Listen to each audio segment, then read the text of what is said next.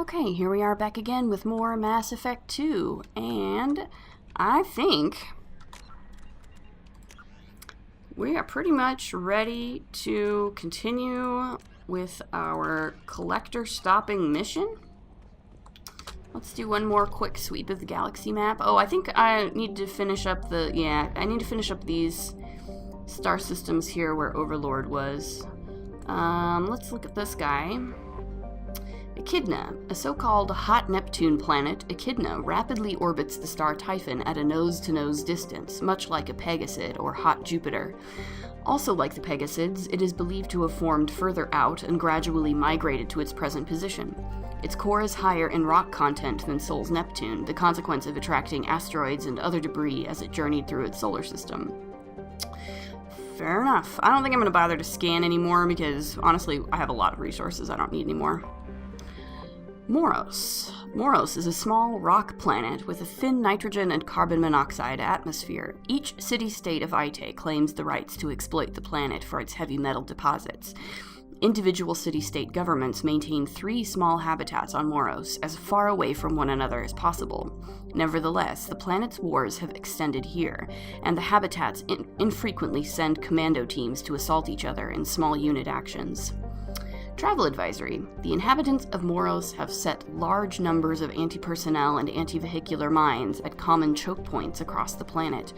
Records of the mines' locations are extremely unreliable. Civilian travel is not advised. Ooh, lots of landmines on Moros, I guess. And this one. Panos. Panos is a typical hydrogen-helium gas giant. Its once vital helium-3 refining machinery in orbit around the planet was destroyed in one of Ite's many wars, and Ite's extraplanetary trade suffered severely as a result. The dictators of Ite are not pleased with the situation, but they consider it a bad strategic move to be the first to start work on a refinery before eliminating any chance of other nations or planets seizing it. Okay. Fair enough.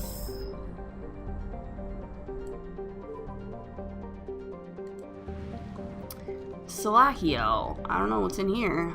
Let's check it. Hakuna. First discovered by the Quarians at the turn of the century, Hakuna is habitable, but a second-tier choice for most species.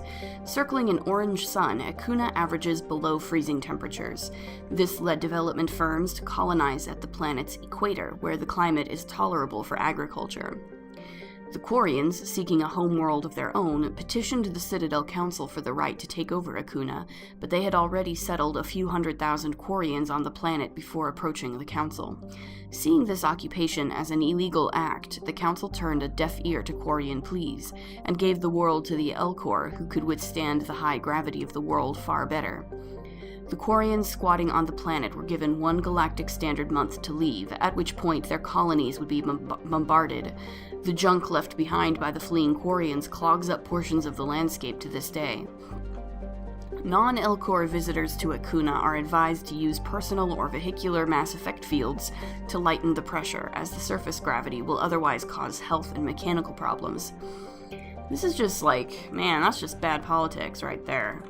I just want to make sure there was no anomalies there, in case there was a side quest, but I'm pretty sure I've picked up the rest of the side quests in the game. Let's check this guy. ShIssara. A gas giant, ShIssara is composed mostly of hydrogen and nitrogen. Its orbit in recent years has taken it close to the mass relay in this system, making it a popular stop for scoop ships to refuel the hydrogen in their thrusters before moving on. And this guy? Pahor. By normal standards, a large rock planet, Pahor is constantly scorched by the white, bright giant it orbits. A dense atmosphere featuring hydrogen, helium, and clouds of vaporized magnesium float over its iron-rich core, making for a truly hellish landscape. Its spectacular temperature prevents any practical exploitation. And last but not least, we have Sarapai. Serapi, meaning ever upward, is the second planet orbiting the white star Tasra. Serapi's pressure cooker atmosphere of carbon dioxide and ethane serves as a greenhouse to an already boiling hot surface. Cobalt compounds are frequently found on its crust, giving spectacular blue tinges to its land. Scans from orbital probes indicate its crust contains deposits of platinum, likely to be as unexploited as its sister planet Pahor. Probably. It's very pretty looking, though. Alright, let's fuel up. And then we'll double check. I think pretty much everything else is done.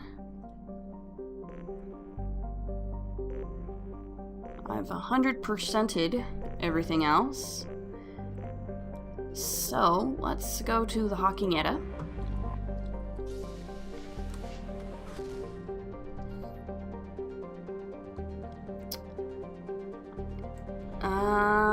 Let's grab these guys really quick. Tesha, the first and larger of the two gas giants in the Hakuna gateway system. Tesha is composed mainly of hydrogen and helium. The brown and orange coloration in its upper cloud decks are caused by the upwelling of sulfur from lower levels of the atmosphere. Sulfurous. And this guy, look kind of purpley. Hebat. Hebat is a methane ammonia ice giant. When Heavy Metals Exomining of China won the bidding rights to develop the moon of Presrop in the Century system, it began by establishing helium-3 refueling facilities on Hebat. The station, completed this year, is considered a model facility by the executives of the state-run company. Though the station produces more than enough fuel to supply the HMEC ships running to and from Century, it has a crew of only a dozen for maintenance and oversight. Nearly all the day-to-day operations are automated. Interesting. Let's run to Century and grab those. Whoops, passed it right up. Ooh, there. Kandra. A terrestrial world of average size, Kandra's atmosphere composed of nitrogen and argon. Its frozen surface is mainly composed of tin, with deposits of calcium. Aside from some spectacular formations of water ice at the poles, the planet has little to recommend it. It's probably rich, though. Let's check out this guy. Theropod. Theropod is a typical ice giant with traces of chlorine and sulfur in its atmosphere. It has over 100 moons and an extensive ring system composed of pulverized rock, presumably the debris from shattered moons. Cool, cool. And this one? Klendigan. Klendigan is an arid terrestrial, slightly larger than Earth, but with a lower density that reflects its relative lack of heavier elements. The crust is composed of tin and aluminum, with wide deserts of dust-fine sand that are easily stirred by the wind. Klendigan's most striking feature is the Great Rift Valley that stretches across the southern hemisphere. What is most fascinating about the rift is that it does not appear to be natural. The geological record suggests it is the result of a glancing blow by a mass accelerator round of unimaginable destructive power. This occurred some 37 million years ago. I think it'll tell me if it's... I think it tells me the minute I look at a planet if there's an anomaly, so I think it should be fine. But that's the Great Rift Valley. The Reaper IFF that we're going to get is actually, is 37 million years old, and it was disabled by that giant mass accelerator weapon, the same one that created the rift on Klendigan. Hara. Hara has a thin atmosphere of carbon dioxide and xenon. The surface is icy and composed of sodium oxide with deposits of calcium. It contains a few unremarkable metals, but mainly consists of rock. The presence of canyons and floodplains indicates that liquid water once existed, suggesting that Hara had a thicker, insulating atmosphere in the past.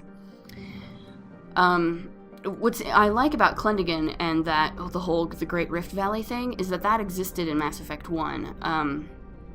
Like, that was a thing. The 37 million year old Great Rift that was created by a mass accelerator. That was a thing in Mass Effect 1, which I think is cool that like, that's been there since the beginning.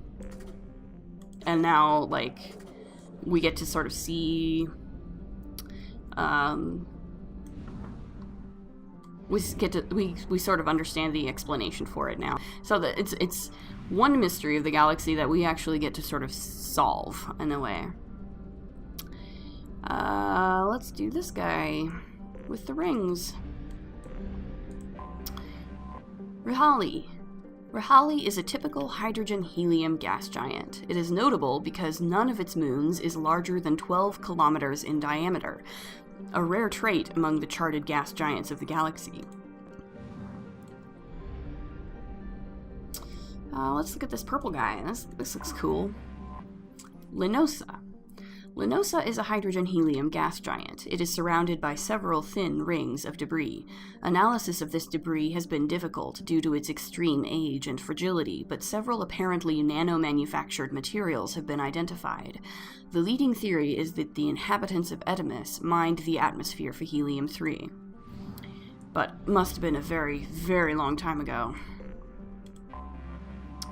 Edameh. Edameh is a super-terrestrial world a third larger than Earth. It is in a post-garden state that clearly shows evidence of attack from space. While now waterless, the shores of former oceans show patterns of cratering too regular to be anything but saturation bombardment by Dreadnought-class kinetic weapons. Although it is unclear how, most of the atmosphere has been lost. Archaeologists have found little of note. It appears that all settled regions were touched by the global bombardment. The few relics found suggest an advanced spacefaring culture thrived on the world somewhere between from 20 and 40 million years ago. The level of antiquity makes it impossible to estimate the world's former population, or guess whether it was the race's homeworld or a colony. So yeah, this is probably the same civilization that was, that, again, helped create that rift on Klindigan. Adahil. A typical Venusian greenhouse world, Adahil is only of note for a few scattered craters. Though flattened by millions of years of high pressure, the marks of orbital bombardment strikes are unmistakable. It is generally accepted among academics that whoever hailed from or settled Schwarzschild's second planet, Ettamiss, must have had outposts on Adahil as well. So there we go.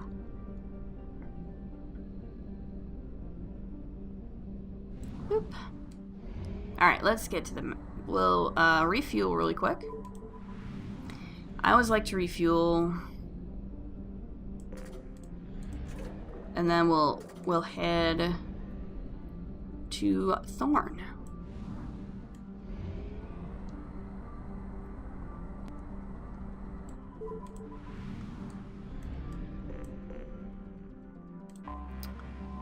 Lease. Lease is the largest moon of Mnemosyne, massive enough to retain its own thin atmosphere of methane and nitrogen, and heated by the brown dwarf to relatively moderate temperatures. While nearly the size of Earth, its overall density is low, suggesting a paucity of valuable heavy metals. It is tidally locked to Mnemosyne, one hemisphere always bathed in the brown dwarf's heat and dim red light.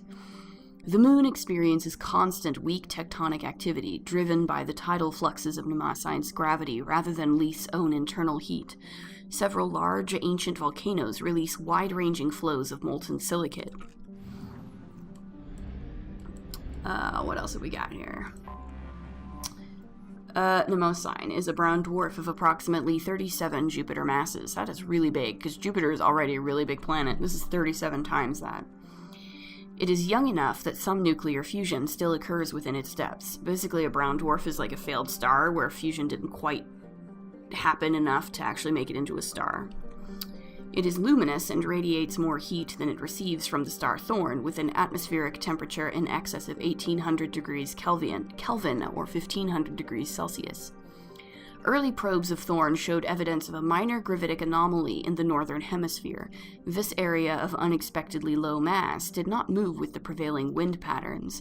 While an investigation was planned by the Bissarl Institute of Planetary Science, the school ultimately sent an expedition to study the famed deep anomalies of the gas giant Ploba instead. Okay. Is there one in here, or is it just... I think it's just the Derelict Reaper. Okay, great.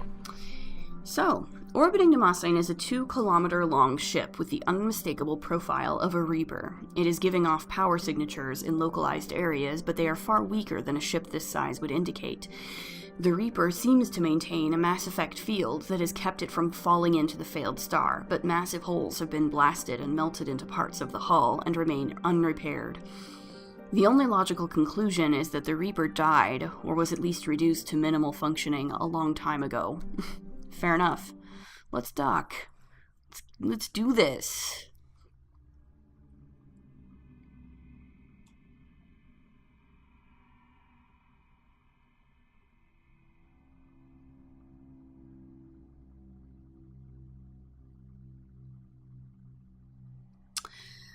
And let's, for this one, let's bring Garrus, maybe, and let's bring Jacob for a little biotics. Just a little bit biotics.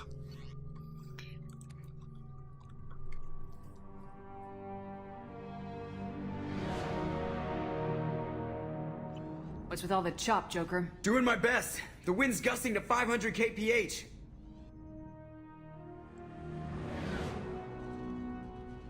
There's a second ship alongside the Reaper. It's not transmitting any IFF, but the radar paints its silhouette as Geth. I guess we know why the science team stopped reporting in. Indeed. What just happened? The Reaper's mass effect fields are still active. We just passed inside their envelope. Crazy. Eye of the hurricane, huh? Yeah, I'll bet. Alright, I guess we're going in. Yikes. Exploring an abandoned area, expecting something mechanical and nasty to jump out at any moment. Just like old times. That's why I bring you with me, Garrus. You know that. Like, I always gotta go with you. Let's do this.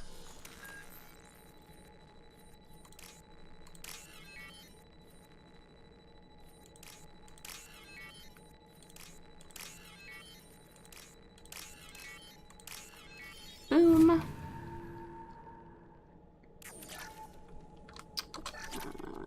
Money. Another wall safe. There's a lot of money in here. I don't know that I really need any more money at this point, but I'm gonna take it, because why not, right?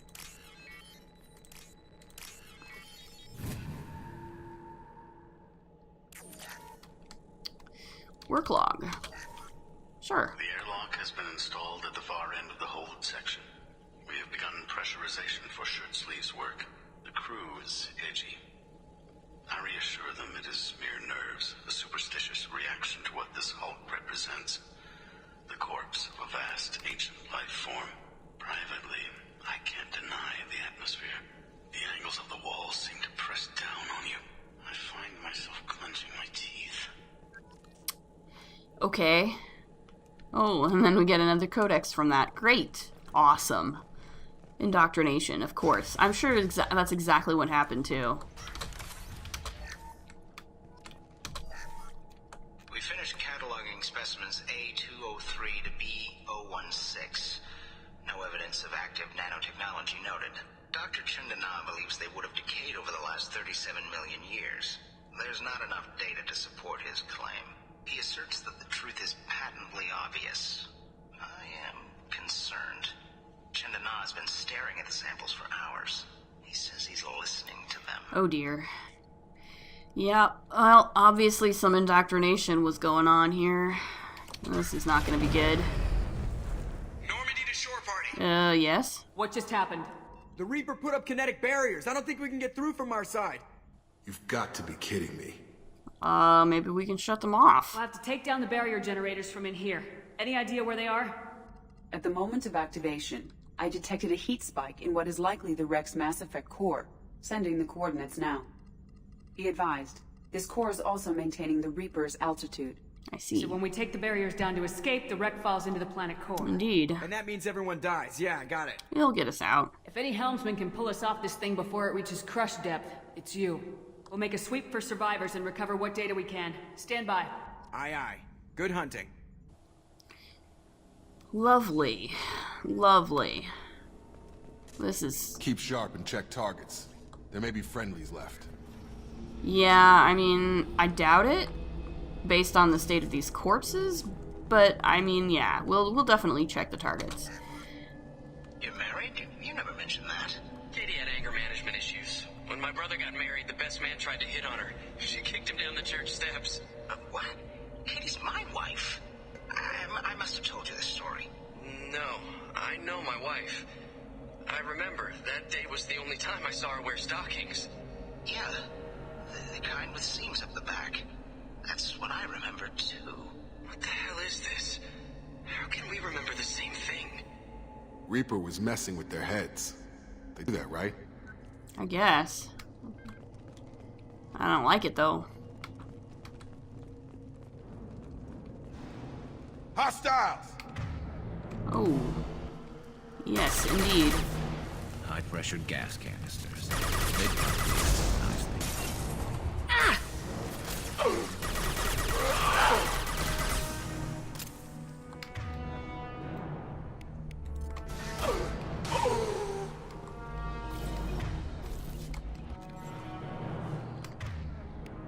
All right.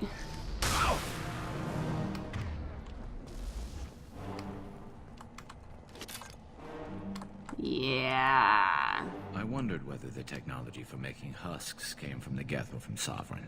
Guess it's Reaper tech. Not that it matters to these guys. Definitely Reaper tech. Whoop. Target down! Gotta hurt!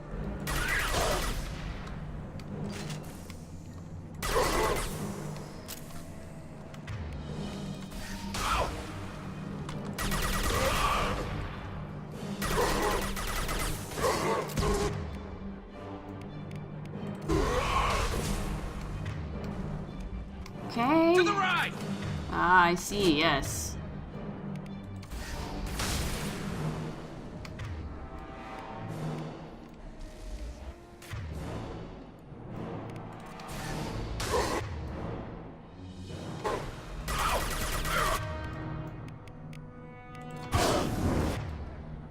Let's grab these guys and set this one on fire, probably. And set those guys on fire.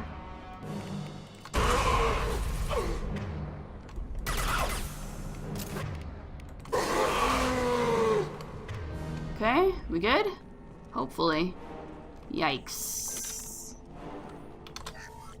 Third day with this headache. You'd think Chandana would have let me have a few hours off. God damn! What? That thing, that just gray thing, it disappeared when I looked straight at it. It came out of the damn wall, where we took off that panel. I didn't see anything. You should lie down. I'm telling you, this ship isn't dead. It knows we're inside it. Yeah. Calm down. Now I'm getting a headache. Oh geez. Yeah, this is definitely not a good situation. But yeah, we'll have to continue this in the next episode. As always, if you like what you see, please like, comment, subscribe, and we'll see you next time. Later.